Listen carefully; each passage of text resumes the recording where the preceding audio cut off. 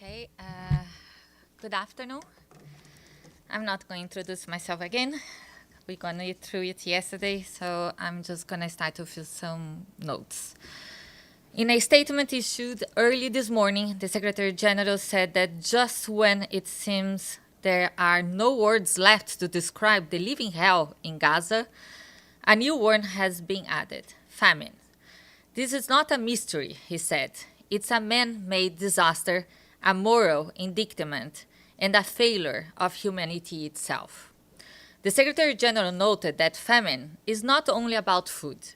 It's the deliberate collapse of the systems needed for human survival. He pointed out that people are starving, children are dying, and those with the duty to act are failing. The Secretary General said that as the occupying power, Israel has unequivocal obligations under international law, including the duty of ensuring food and medical supplies of the population. He stressed that we cannot allow this situation to continue with impunity. No more excuses, the Secretary General said, adding that the time for action is not tomorrow, it's now. He emphasized that we need an immediate ceasefire, the immediate release of all hostages, and full unfettered humanitarian access.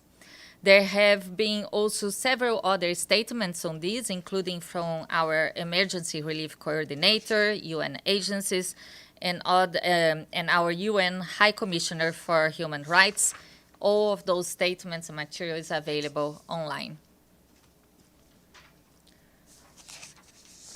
And now on the humanitarian side, our colleagues at the Office for the Coordination of Humanitarian Affairs remind us again today that civilians are bearing the brunt of this war.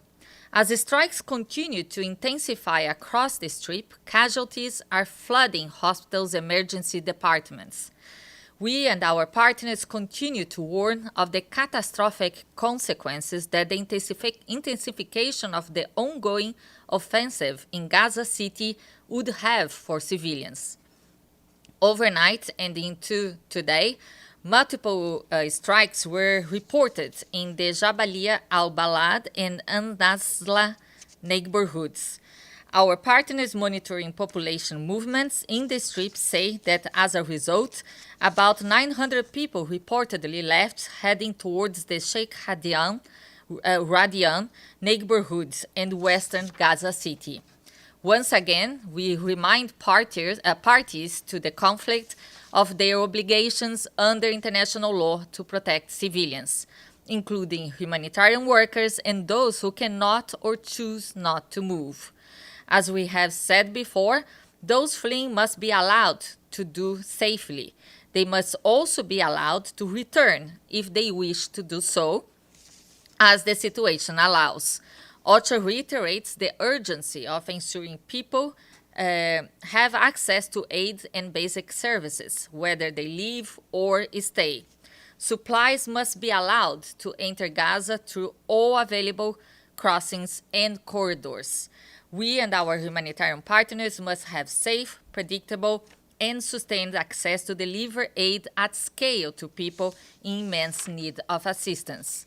Our colleagues working on health remind us that nearly half of all hospitals and field hospitals are located in Gaza City and account for 40% of the total inpatient bed capacity in all of the Gaza Strip.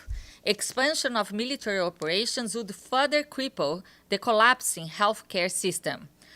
Many medical facilities in the south are operating several times over the bed space capacity. Partners stress that access to healthcare must be immediately restored to avert more preventable deaths.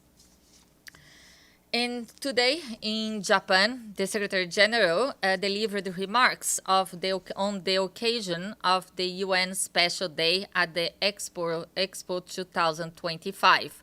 He said that the United Nations touches our lives every single day, Every day, he said, the UN provides food and assistance to more than 150 million people, supplies vaccines to 45% of the world's children, and supports elections in more than 50 countries. The Secretary General highlights the importance of the reform. He added that he launched the UN 80 initiative to help ensure that the 80th anniversary of the UN is not only a moment of reflection, but a catalyst for reform and renewal. Mr. Guterres visited some pavilions at the Expo 2025, including the UN pavilion, and he expressed his gratitude to the UN staff there and volunteers, as well as to Japan and the host country. He will be back in New York tomorrow, Saturday. And here in New York as well, this morning, Mata Pobi, the Assistant Secretary General for Africa, briefed the Security Council on the situation in the Democratic Republic of the Congo. She noted encouraging progress in recent months, notably the signing of the peace agreement between the DRC and Rwanda, as well as the declaration of principles between the government of the DRC and the M23. She expressed appreciation for all the efforts of the United States and Qatar to bring peace to the DRC. She also noted the efforts of the East African Community, the South African Development Community, and the African Union, adding that the UN is providing support where needed. Regrettably, Mr. Pobi said, the evolution of the security situation on the ground has not matched the progress achieved on the diplomatic front. She told Council members that the number of civilians casualties has risen dramatically. Humanitarian workers are risking their lives to provide limited assistance to a population whose needs continue to grow. Conflict-related sexual violence persists amid general indifference. The forced recruitment of children continues. At this critical moment for the country and the region, Ms. Pobi said it's vital that the Security Council place its full weight behind current peace efforts and exerts its influence to ensure respect for all and compliance with Resolution 2773. All parties must live up to their commitments and obligations. She concluded that while the situation on the ground remains dire, there is every reason to hope that with the genuine engagement of the parties and the concerted support of the international community, peace for the people of the Eastern DRC is possible. And also on the Security Council yesterday afternoon, as you know, there was a briefing on the UN support mission in Libya. Hamatete, the special representative of the Secretary General for Libya and head of the mission, briefed Council members, mentioning that 26 Libyan municipalities successfully went to the polls on 16th of August in spite of some significant challenges. She called on all candidates to accept the election results as the choices made by their voters.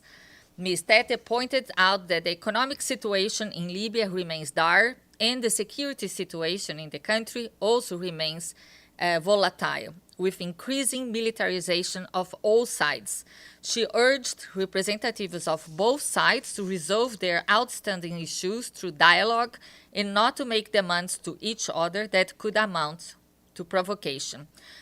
Both remarks have been shared with you, the ones on Libya and also the ones on the DRC. And the World Health Organization and the World Meteorological Organization today published a joint report and guidance highlighting the growing global health challenges posed by extreme heat on workers. The report notes that as climate change drives more frequent and intense heat waves, many workers who are regularly exposed to dangerous heat conditions are already feeling the heat impacts of rising temperatures. WMO noted that 2024 was the hottest year on record. Daytime temperatures of more than 40 degrees Celsius and even above 50 degrees Celsius are becoming increasingly common, a clear indication that immediate action is needed to address the worsening impact of heat stress on workers worldwide. The report is available online. And I have a senior personal announcement for you. Today, the Secretary General is appointing Chalok Beyani of Zambia as the Special Advisor on the Prevention of Genocide. He succeeds Alice Nderitu of Kenya, to whom the Secretary General is grateful for her services. The Secretary General also wishes to extend his appreciation to Virginia Gamba, former Special Representative of the Secretary General for Children in Armed Conflict, and Pramila Patten, Special Representative of the Secretary General on Sexual Violence and Conflict, who have been serving as acting Special Advisor on the Prevention of Genocide. Ms. Patten will continue to serve as acting Special Advisor until Mr. Beyani assumes his position. Currently, an associate professor of international law in the Law Department of London School of Economics and Political Science, Mr. Beyani brings practical legal, diplomatic, and political experience in international law and human rights, including national constitutions and treaty making. There's more information online. And I have one last note. We have a couple of international days to flag.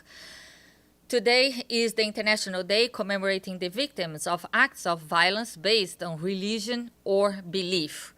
In his message for the day, the Secretary General says that around the world, individuals and communities face violence based on religion or beliefs, stressing that we must confront this threat head-on and stand together to build a world where diversity is celebrated and everyone can live in safety and dignity. And tomorrow is the International Day for Remembrance of the Slave Trade and its abolition. It's a day that's intended to inscribe the tragedy of the slave trade in the memory of all people.